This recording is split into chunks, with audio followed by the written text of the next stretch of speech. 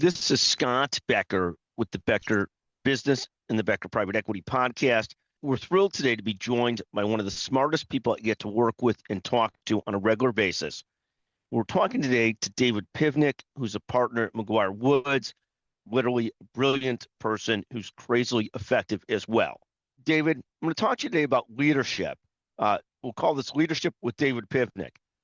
You operate at the sort of intersection of strategy, operations, legal risk. You yourself do litigation, but lots of diligence as well for big private equity funds looking at investments in the healthcare space. When you think about leadership, what leadership traits are most important when guiding organizations through complexity and constant change? What leadership traits do you think of as the most important? Yeah, thanks, Scott. Appreciate you having me on, and happy to chat about this or anything else you want.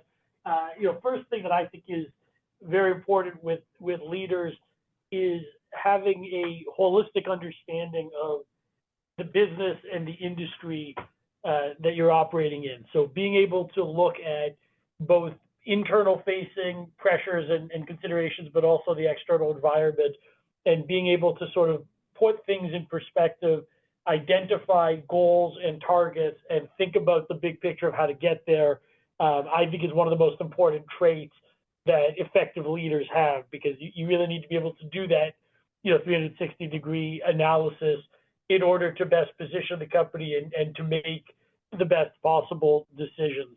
I think the second part of that is instilling confidence in your team and making sure that your team is consistently of the opinion that you are the right person for the job. That doesn't always mean everyone's going to agree. I don't think the goal should be to have a bunch of yes men or yes women around just saying everything that you're proposing makes sense, but it needs to be that they respect that you've got the best interest of the entity in mind, that you're thinking about things in the right way, and they understand and respect where you're coming from, while also knowing that you're willing to take constructive criticism and receive feedback if there's disagreement. And then the third thing I think is really a strategic skill set, the strategic acumen to be able to look at the different pieces on the board and figure out how best to deploy resources to get to get the entity where it's trying to go and to accomplish the goals that you first identified. Thank you. And David, you work with large health systems, physician groups, investors. When you see organizations thrive versus those that don't, any thoughts on what separates organizations that thrive versus those that struggle? Yeah, I think the biggest thing, it's a great question. And if there was an easy answer, I think everybody would just sort of adopt whatever it was. I think the biggest thing is understanding context. And so particularly in the healthcare industry, we represent a lot of companies that are both for-profit entities and not-for-profit, some different goals that may exist. But the reality is healthcare is a heavily regulated industry. There's no way around that. It's a very tough regulatory landscape, and I think that is something that is constantly evolving and coming up that needs to be addressed. And so with that in mind, I think one of the things that separates the truly successful entities from others that are perhaps less successful is being able to understand the overall context of the industry, not just thinking about what they're doing internally day to day, but thinking about how best to serve patients, how best to handle and treat their own people, whether it's, business employees, billers, coders, but most importantly, or very importantly, the providers, and recognizing that the different providers are at different levels of demand. So figuring out how to navigate that, and then looking at the regulatory landscape as the challenge that it is, but reacting appropriately. One of the discussions I often have with clients that can be a difficult discussion is prompting them to make an appropriate allocation of resources to their compliance and legal functions, which I recognize in light of what I do for a living can sound self-serving, but I think it's important because ultimately building a culture of compliance is something that I think does pay off, at an entity level and help drive successful entities in the healthcare space in particular. So sort of instilling that culture and focusing on it from day one and keeping in mind the macro level industry that you're operating in is very important and does help separate the better and more successful entities. Thank you. And I've seen you counsel clients, companies through high stakes decisions, whether to settle a Department of Justice case or not, whether to continue along with litigation or not. And sometimes those are big, big decisions. Sometimes it's as clear as, should we buy this company or not based on this underlying risk? How do you watch leaders balancing sort of ego and humility and trying to make those decisions? How do you think about advising in those situations? Sure, great question. I mean, for me, the biggest thing that I think, everybody gets with me, for better or worse, whether it's family, friends, clients, colleagues, you name it. I'm a pretty transparent, candid person. I'm very much an open book. I don't believe in false talk. I try and very much, do what I say and say what I mean. And I think that's the most effective way to communicate in general. And I think it applies in full force in connection with making big decisions. So the first thing that I would generally say is, if you develop a relationship, and I certainly try and do this with my clients, where from day one they understand I'm going to answer questions directly. I try and avoid lawyer speak or just relying on it depends or I can't answer that. I try and give direct answers to questions unless there's a reason I can't do that. And when I can't give a direct answer, I'll take the time to explain why not and what variables or factors are preventing a sort of black and white, cut and dried answer. So I try and build that from day one.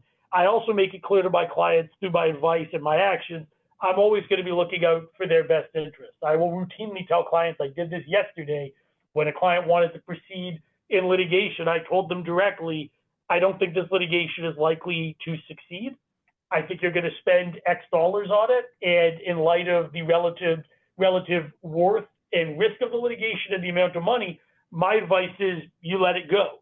And ultimately, the client heeded that advice. I think that earns a little bit of credibility. And that was a smaller dispute, a smaller item, smaller relative amount of money that they would have spent on fees. But I think it's important to always give that kind of candid advice. And if they wanted to proceed, I would have done that. Ethically, I could have.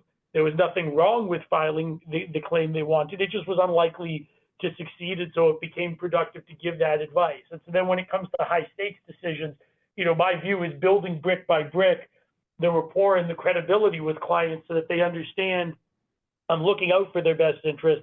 I am thinking about things in the right way. I've got an understanding of their industry, of their goals and objectives and what they're trying to accomplish. I can look at the big picture, and then I'm going to give candid advice.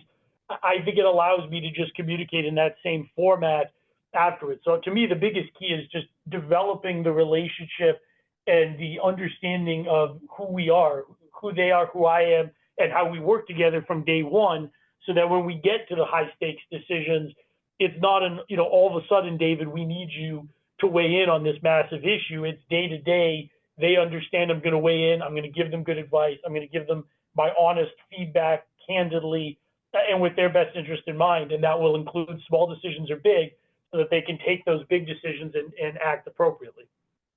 Do you ever have clients, and back in the day, when I was more involved in advising clients directly, we'd periodically get clients with big bravado that were like, no, we got to sue them, or we're doing this deal no matter what. And we might have caution on that.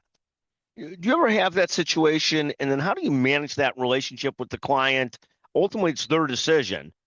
But how do you manage your advice without stepping over the line of telling them you absolutely just should not do that? How do you ever find yourself in that spot where you've got a client, and often they might have a different or sometimes a better view than we do, but we might see it differently. How do you deal with some of those situations? Yeah, it's a great question. The short answer is, yeah, those situations absolutely do come up. and they can be tricky to navigate. Some of it really goes back to what I said in my last answer, which is, most of the clients I'm working with, I've worked with for a while. We've had a long-standing relationship. We know each other well. I recently had a situation with the client come up where they said, "Look, we hear you. You're our guy. You've been our litigator for years, but we want to pressure test your advice, and we might talk to a different lawyer." And my immediate response to that was, "You should. This is a big decision. It's important. I take no offense to it. Let me know if you want me to be involved in liaising with that discussion, or if you want to handle it, but I totally support it." And I think that's my approach. When it comes to those tough decisions, I will not shy away from telling a client, "I think this is what you should do, and this is why I think you should do it this way. Here's what my experience says. Here's what the law says. Here's why I think this is the best approach." And if a client says, "I don't see it that way," I'll make sure I've laid out the relevant considerations. I'll make sure that I've made it very clear to them where I think the risks lie. And I'll also give them guidance on, if you're going to go down this road, notwithstanding the fact I may not think it's the absolute best road, here are some of the things that I think you ought to do proactively to make sure that that road lands as well as it possibly could.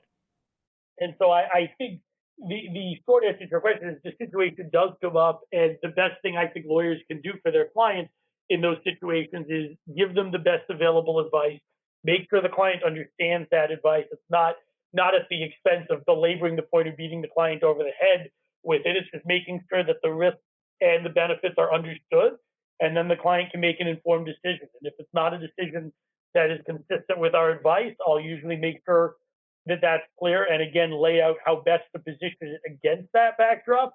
But ultimately, as you said in your question, the clients get our advice and they get to make their own decision. Thank you very, very much. One last question. Advising juniors, others, evolving leaders, and how to develop this judgment and ability to communicate with clients the right way, to think about things the right way, to strategize right. Any advice for emerging leaders? Sure. The first thing I tell folks on my team and others coming through our summer program or junior associates as they start is that there isn't a one-size-fits-all career path or approach to dealing with folks internally or with clients. And so I tell people all the time that the first thing they should be thinking about, and it's something that I think is an evolving process but should start on day one, is what are you trying to get out of your career? What are you trying to get out of your practice? What are you trying to accomplish? Some people want to go to big law and become a partner. Some people are looking to pick up training and develop skills over a few years and then go do something else, whether it's go in-house, go to public interest, whatever it may be. And so I think one of the keys is thinking about what the individual is looking to get out of their career long-term, because if you don't know what you're trying to accomplish, it's going to make it hard to accomplish that.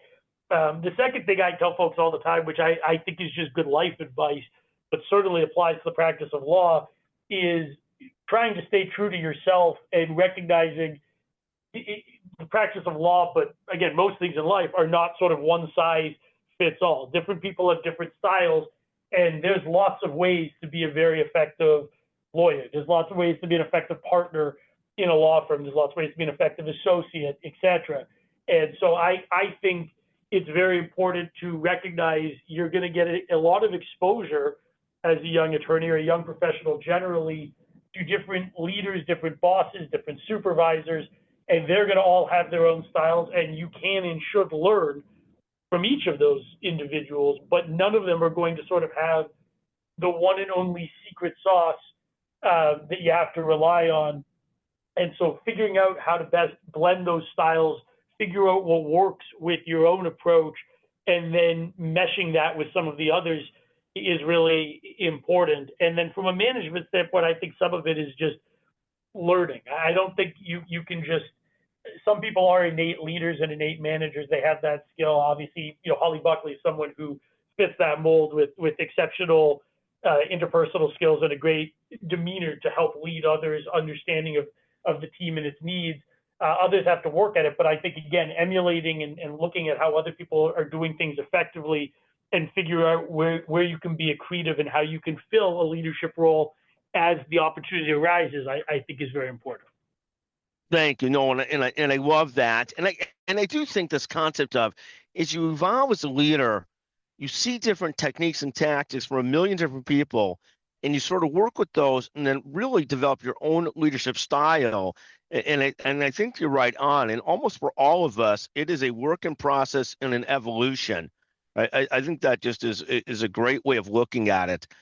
David, it is always brilliant to visit with you. Again, David Pivnick, one of the smartest people I ever get to visit with. Thank you for joining us today on the Becker Private Equity and the Becker Business Podcast. Thank you very, very much. Thank you for having me, Scott.